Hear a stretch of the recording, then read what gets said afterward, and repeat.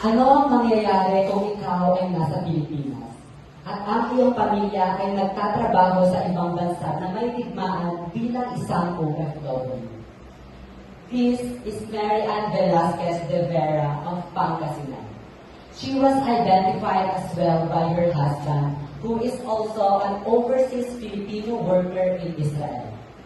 De Vera died after being hit by shrapnel while assisting her elderly warden into a bomb shelter. This is not a made-up story.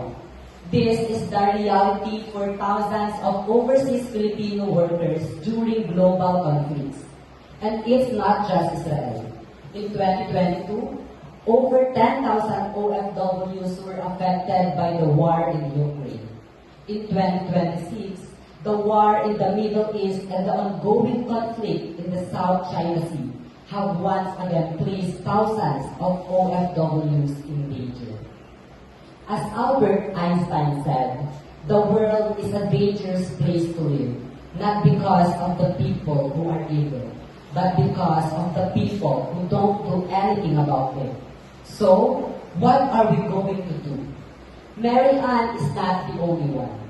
Every war, every conflict, every political instability abroad has a ripple effect on our country. Global conflict have had serious consequences for OFWs. Over 10,000 overseas Filipino workers were affected by the war in Ukraine in 2022. In 2025, International Labor Organization's report says 15% of overseas Filipino workers in conflict zones returned home with nothing. Many overseas Filipino workers face job loss, danger, and even death. These are not just their problem. They are our problems too. Think about your family. Many of them are OFWs. But what if they are in danger? What if they can come back? In Germany and Netherlands, they provide emergency assistance and repatriation support for overseas Filipino workers in conflict zones. Japan has a dedicated hotline and support system for OFWs abroad.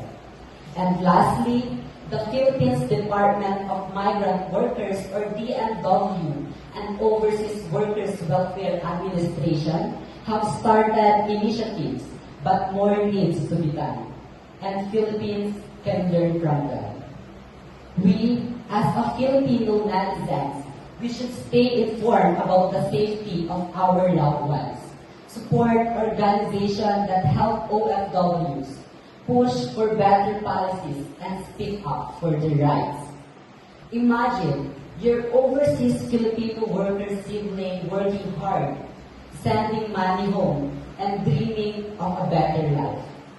Now, imagine them in a war zone, forced to return with nothing. This is real. This is happening now. This is about protecting our families. This is about honoring the sacrifices of those who work so hard for us. They are not just workers. They are heroes. Don't be the people who do nothing. Let's be the people who act. Let us remember the words of our former President Benigno Aquino III, that the strength of a nation lies not in its law, but in the dignity of its people. We must protect and support our overseas Filipino workers, ensuring they return home safe and healthy. 4 minutes 18 ka na.